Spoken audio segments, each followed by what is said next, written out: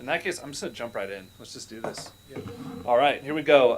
Just a reminder to turn off your cell phones if you can, and that we're here at a. So I'm gonna put my glasses on. Just a special meeting of the Traffic Safety Committee to discuss one item on the agenda. There will be an opportunity for public comment when this item comes up, but for right now, I'm gonna go ahead and let me make sure I call it to order, and I'm gonna turn it over to Ashley and Mike. Thank you, Chair Lobsinger. So today we are going to go over one item in particular, and that is our amendment to our Go Sonoma funded project. This is a project that is funded by the Go Sonoma sales tax, so it's a quarter-cent sales tax. It is a competitive funding opportunity, and so that's why recently the Sonoma County Transit and Climate authorities have updated their process for processing an amendment of this scope. And so the goal of this meeting is to get some feedback on our proposed amendment, which is to remove the Sassarini school path, which is what was originally in the proposed funding application, and replace that with a bike boulevard on 3rd Street West. So this is our initial concept here, and I want to reiterate that this is in concept only because our amendment has not been processed yet by the Sonoma County Transit and Climate authorities. We don't have a fully engineered plan for this, so some of the comments we've been getting from public comment are kind of more directed towards those specific engineered questions. So just to make sure everyone's on the same page, this right now is in concept only. Our current progress on the other remaining elements of the Go Sonoma project, because this is really only addressing one element. We're close to 90% completion on design, so that's also important that you have that context. That's where we're at with the remainder of the project. That includes a few bike crossings, most notably the crossing at 5th Street West, the raised crosswalk at Unibro Serra, and also the improvements at Studley and 5th Street West. And what also had at that point was included the Sassarini School Trail, which, our proposal would remove that, and we would catch up with design on this concept to have a fully engineered plan before it went out to bid. So just some background, I kind of already went over a lot of that. We initially sat down went to a Sonoma Valley Unified School District meeting because the proposed path was on their property, and this was an informational item only. Throughout the course of design, communicating with stakeholders, we made an internal decision to pull out the path and move forward with this other project that is also identified in our active transportation plan. Having the projects in our comprehensive transportation plan, which is a much broader planning document, the active transportation plan feeds into that, and so having these projects in these planning documents is critical for the approval of the amendment. And so this project fit the criteria, and we felt that the project overall posed more benefit to the Sonoma City residents than the Sassarini school path. The Sassarini school path was marketed more as a safe routes to school, and so the benefit was a little bit more localized to students that were attending Sassarini, whereas this project serves the broader Sonoma Valley residents as it connects the Friar Creek bike path, which runs from Leveroni all the way up to West MacArthur, and then you would take this bike boulevard up to the path at General Vallejo's home, which would connect you to the Sonoma bike path. So much broader, and part of this concept also includes traffic calming elements. So things that we're going to include are speed cushions. We're going to include a neighborhood traffic calming circle, which is an element that everyone that served on the traffic calming ad hoc should be a little bit more familiar with. It's much smaller than a roundabout. It is not a roundabout, but just a small traffic calming circle to make this already relatively low stress corridor reduce that even more so that there is almost no stress.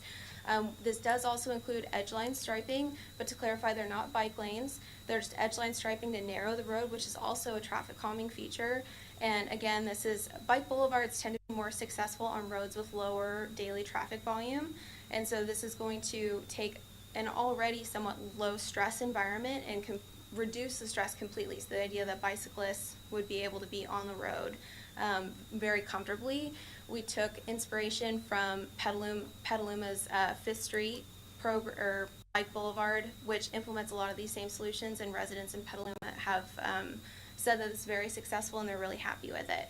And the Fifth Street also similarly runs parallel to another major corridor, the I Street corridor in Petaluma, so kind of similar to how this would run parallel to Fifth Street West and Broadway. Let's see. Overall, this would add about $47,000 to the project. And so just so you guys are aware in terms of finances, the current project funding for this is about $1.8 million. 1.6 of that is grant funded. To be clear, the funding element that we have currently is for construction phase allocation only. So that's why we don't necessarily want to do an amendment to put a planning element in there. Like a feasibility study, that would be in the planning phase. That's not where we have our funding. Our funding is in construction right now. So that's why we'd like to make sure that we're selecting a project that we will be able to complete design on and roll out with when we do construction on the other elements in summer of 2026 is when that's currently planned. And then that also includes a city share of $277,000.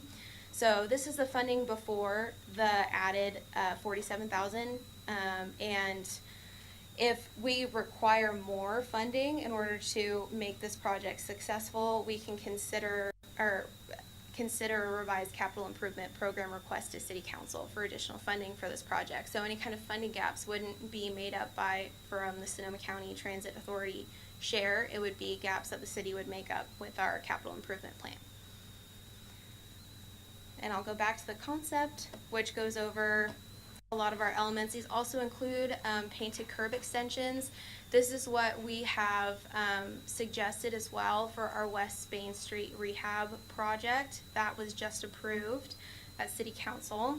And so we are there are elements of this that, for example, painted bulb outs on 3rd Street West as well that are implemented as part of that project, and that's where we kind of copy pasted into this project as well. And so that's what I have for you. If you guys have any questions, Mike, do you have anything you want to add? No, I think you got everything. Thank you. One question. Where in Petaluma is there a traffic calming intersection that you were kind of went and looked at? It's at 5th Street and I Street, and I believe it's the 5th Street West, not 5th Street West, 5th Street Bike Boulevard.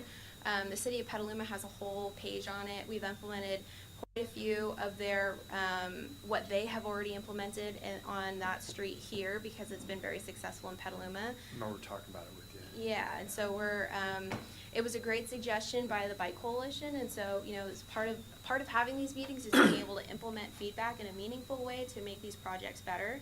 And so we're happy we got that feedback and we're able to implement parts of it in this project. So a lot of these elements I really like, and that's not a surprise. When I'm just trying to figure the math out. So there's an increase to 814,500, but the total construction is 1.8. I'm dumb. I don't understand the math on all So that's this. for all of the project elements. So to clarify, this amendment is to address one project element. So when this project initially was submitted for funding, it was for multiple bike crossings as well as this trail and intersection improvements at 5th Street West and Steadley. So the construction cost is what was awarded to do all of that. And here we're just evaluating the cost of changing what the cost was already established for the Sassarini School Trail. Is, like I said, we were pretty far into design at that point. And changing that out for this Bike Boulevard. So to make that change, all other elements being static, is about $47,000. And I appreciate this Bike Boulevard. What are we losing with the Sassarini Safe School by giving that up? Or is there an opportunity for us to find money to pay for that later? Yeah, and giving it up is definitely, we're not giving up on it. We got that project to 80 or 90% design. It was a big aspect of this job. However, it didn't go all the way through. It ended on Sassarini school grounds. And so we were receiving a little bit of pushback from both the school district and just general community. And so we basically made a decision that rather than letting this bog down the project and potentially stop it, we would make a proposal to remove it from the project and incorporate Third Street by Boulevard. Yeah, but it's definitely not getting shelved. It's going to get put on the shelf for a little while, and we're going to reassess. As you know, there's some dynamic things happening right now with the school district, and we're just going to kind of just cool the jets on that one for a while. It's ready to go if and when we decide to implement it down the road.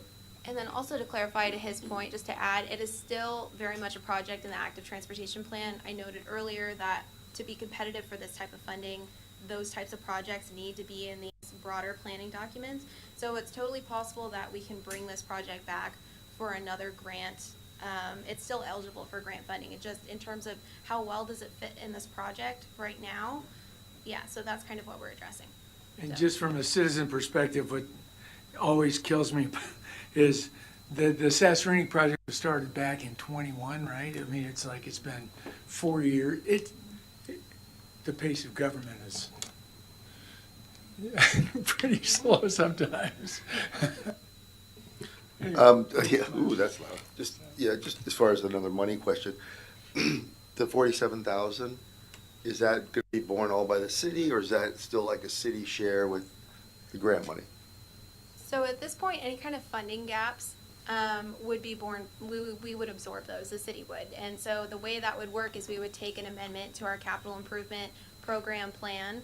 We just did this with West Main Street, where we would appropriate some money from, it could be general fund, restricted funds, so that would be like your gas tax, your Measure M or Go Sonoma. And then we would just kind of look at the projects we have planned, look at what funding hasn't been allocated, because we didn't allocate, you never want to allocate everything that you're going to have for 1 year. And so looking at that and seeing what projects we can pull forward, et cetera. So there's definitely ways that we can move money around, as long as it's not like, $2 million. Okay, so, which is the goal. yeah, I think personally, I think it's a good idea, and I was just wondering if the money's a big deal, if it's something that you have to really fight for, or is it something that'd be easy to get? So there's no deadline then for the grant money for the project to start, so we don't lose it, in other words? Our construction allocation, we're not eligible to take that allocation until 2026. Part of the amendment is letting everyone know that we're not going to be really starting that until at the very end of the fiscal year in order to get all of these things lined out.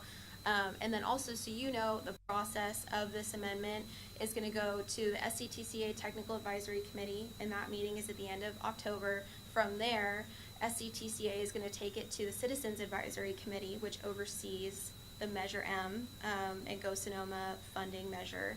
And then after that, it will go to the SCTCA board meeting. So part of this is demonstrating public support for this project, and that is how we're doing that, is having a special traffic safety meeting, inviting public comment, and trying to get some feedback on this project to demonstrate to SCTCA that there is more public support for this project, and that's why it would be overall a better fit. The public support element was also necessary for the 2021 grant application. They did have some public meetings, but it's 4 years, and so things change, and so this is kind of where we're at today. And so just the process of all of this, how that's going to work. So we're not expecting full approval of the amendment until December of 2025. And if we miss a meeting, it'll be January of 2026. So just so everyone's on the same page about what the timeline is going to be like for this. I got 2 more quick questions. What's a cushion? Is that the table, not speed table? So traffic or speed humps, cushions, Yeah. very similar. So Oh, okay. they have a gap in them so emergency vehicles can go through, as opposed to a full speed bump. Okay, all right. And there's no safety value to extend. Just the speed tables are turning Third Street or Napa Street into an S curve. And I'm just wondering, people are dodging those speed tables. And Is that as good as we can do on that? It's speed cushions that don't extend curb to curb? Yeah, so they'll extend to the white edge line, possibly to the lip of gutter. Depending on what the parking situation, where Yeah. it's actually located will dictate a little bit. Okay. So it may not be in the parking lane if that's where that's actually at. And it's a class one? It's gonna be a class one bike lane? No? Just class two, class three? So it's a class 3 bike boulevard. So Okay. essentially, so right of way is the transitions are such that the bike facility along the roadway is given the priority at the intersections and those changes that Ashley discussed earlier. But the striping that's out there is actually to demarcate the parking lane and narrow the roadway visually. Just a funny question. You talk about all these different steps this has to go through to get approved. I mean, citizens advisory and people. Broadway, when they put in that bike lane and did all that stuff, did that go through the whole same kind of process?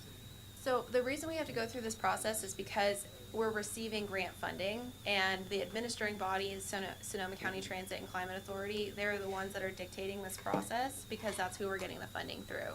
For Broadway, that was a little bit different, although there were numerous public meetings to make sure people were happy with the overall striping. However, because that wasn't grant funded and that was also a Caltrans project, the process looked a little bit different. So the reason this is so long is because this is the hoops that we have to jump through for SCTCA, and part of that is because this is a competitive funding opportunity. So multiple agencies applied, and we were awarded this, and so they want to make sure that because it's competitive, that they're also following a competitive amendment process. Okay, thanks.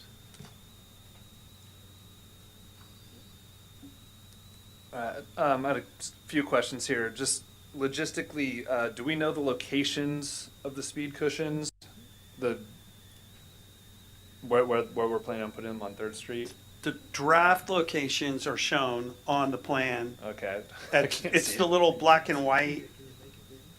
It's the little black and white rectangles that go across the road. So there's one in between. There's one just south of Spain Street, before the first block. Then you get to Napa Street.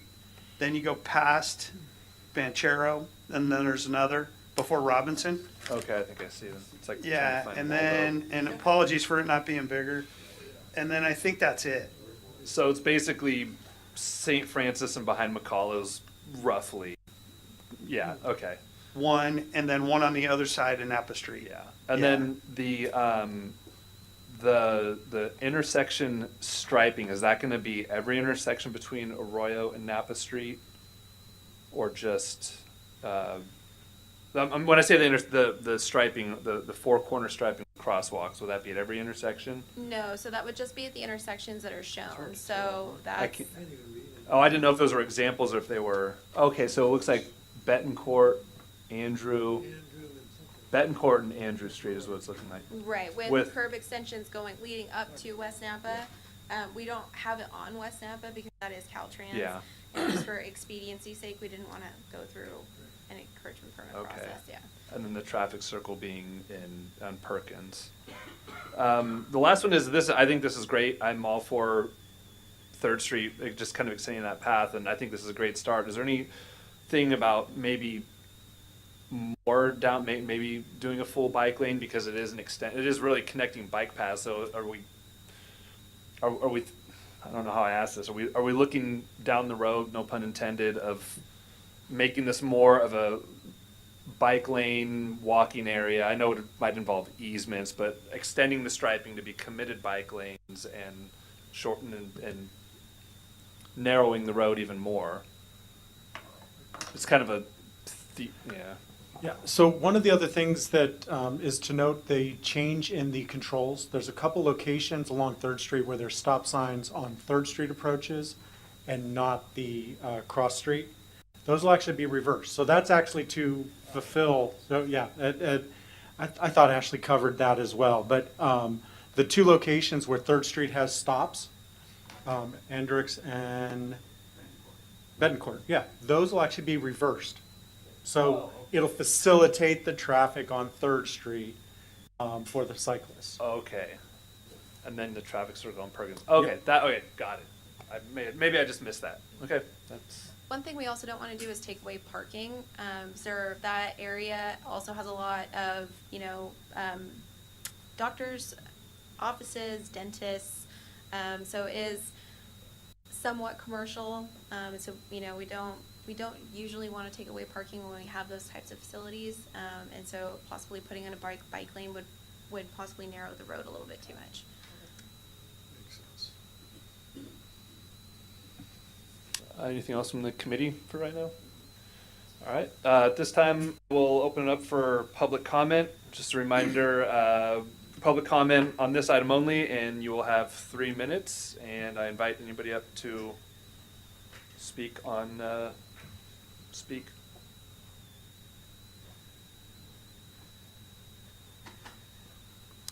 Hi, everybody. Tom Conlon here. I'm speaking tonight in my individual capacity as a frequent bicyclist here in the Valley, but I also serve on the city's Climate Action Commission, so I think about things from a vehicle miles traveled and greenhouse gas perspective, and I also serve on the SCTCA's Citizens Advisory Committee for the number of years now. I want to be really clear up front that I am very much in support of this change in project scope. And while I agree, I'm glad to hear the city is still considering the Sassarini project, especially at 89% design. I agree that at this time it's smart for us to keep moving forward with improvements. And in fact, this particular improvement will benefit a lot more bicyclists than I think the other one would have. If you think about the number of people who bike to Sassarini right now versus how many might, it's a pretty small number. I think this route has the potential to become a major bike boulevard.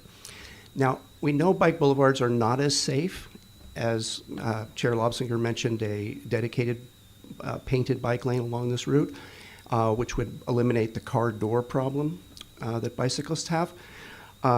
However, I think most of the conceptual design that I've seen to date is pretty good, and we can see how that works. I did put in some written comments, and I hope those were considered constructive by everybody. They're really hastily thrown together. I think Tim Zahner has also written some comments, and his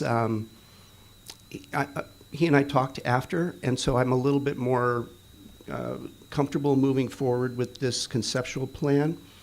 My general comments are, wow, this is a really important route. Let's see how it improves the amount of cycling in the city. And let's work on those fine-grained things. A number of you brought up good comments, I thought, too, about connectivity across Napa and Spain. The speed bumps appear to be in the right place. Are they all necessary to achieve the same amount of level of traffic stress reduction? You know, and how are we using our money? We're going to learn from this project, and I really look forward to this one being a great case study for other improvements throughout the city of Sonoma. So that's all I have now. Thank you for this opportunity. And I was not going to be able to make it tonight, but my plans changed, so I'm glad I was able to be here. Thank you. Committee? Chris Woodcock. And once again, I'm here on kind of my own behalf as well as a local resident on Spain Street. So first off, projects take forever. Like, we're working on some, I'm on the Sonoma County BPAC, and 10 years is nothing.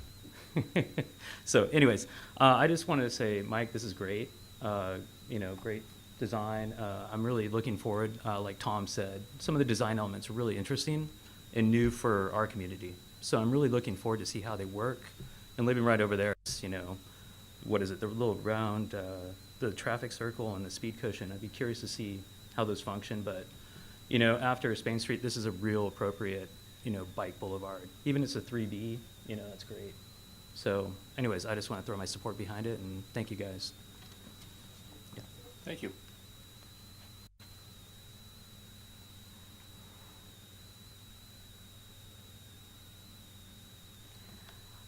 I'm Lori Barron, and I live on 3rd Street West, right near the intersection with Perkins. I can actually see that intersection from my place.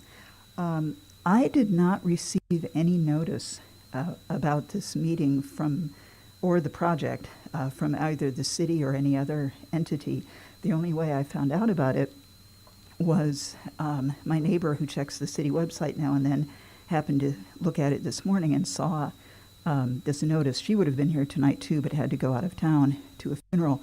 But I find it really troubling that the very people who would be most impacted by this project didn't receive, a postcard in the mail or, any kind of notification. I am totally opposed to having a traffic circle at 3rd Street West and Perkins. For one thing, 3rd Street is not a large street. It's not all that wide, and Perkins is even smaller. In terms of traffic as well, it doesn't get all that much traffic. If you compare it to 2nd Street West, for instance, there's no comparison. 2nd Street gets way more traffic. So I'm just not seeing the need for a traffic circle there. In my experience, now my experience is more with roundabouts themselves, but still, in my experience, they create more confusion and I think potentially, therefore, danger for drivers as opposed to a more traditional configuration. I also feel that if the intent is for 3rd Street to be part of a bike path, I would think that a circle would be especially problematic because if drivers are supposed to maintain at least 3 feet between themselves and a bicycle, and if you're negotiating a curve, you've got the car and the bicycle, and then coming out of that seems more dangerous to me than the bicycle and the car simply traveling straight ahead, together in a straight line. So I just want to reiterate that I am totally opposed to having a traffic circle at that location.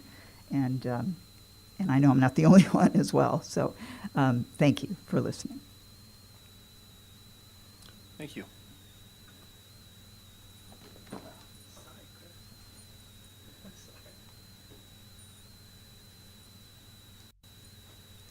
Armando Zimmerman, West Spain Street.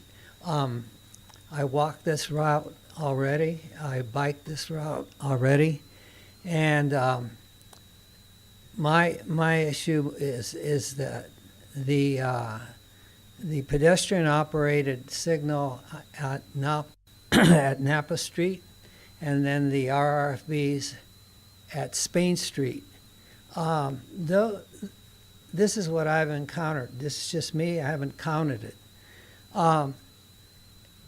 The traffic on those streets going east and west are controlled by the Caltrans signal and the RRFBs on Spain. What I have seen and encountered is that the drivers or cars or whatever on going north and south on 3rd Street, they do not necessarily pay any attention to what the crossing is that's stopping the traffic going east and west. They're seeing, often the drivers see the break in the traffic as an opportunity to get across those streets or to make left turns or right turns. And I think in particular the one at Napa Street and 3rd Street is really dangerous because I've ended up face to face with an automobile heading north. They stopped at 3rd Street, at Napa Street, and then they're making a left turn right into my face. I literally almost been blown away twice in the recent past. And I have seen that same situation occur, not to me, but to others up at Spain Street.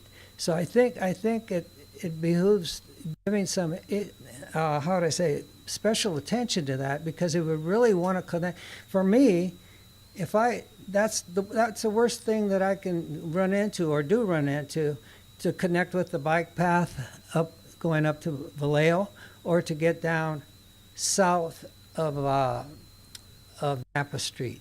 It's pretty dangerous, and you have the Caltrans light is crazy. It gives a pause, which is fine for the pedestrian, but the drivers sit there and they don't see the little crossing guy that tells me when I can go and when I can't. So there's blowing the horn, giving the finger, just crazy stuff that goes on there, and it's dangerous. So I just like to make that comment. Also, I had a hard time figuring out how this actually encourages people to walk or bike to the plaza.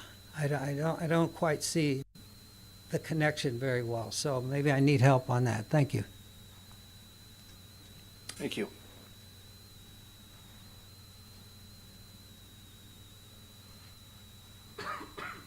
Any other comments from the public on this one?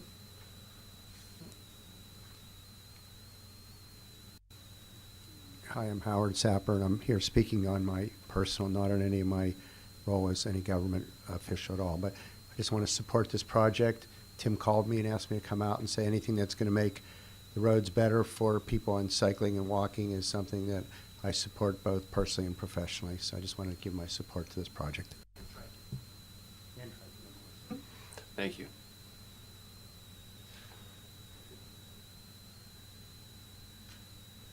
All right, with that, I will throw it back to the committee if there are any follow-up questions, any discussion items.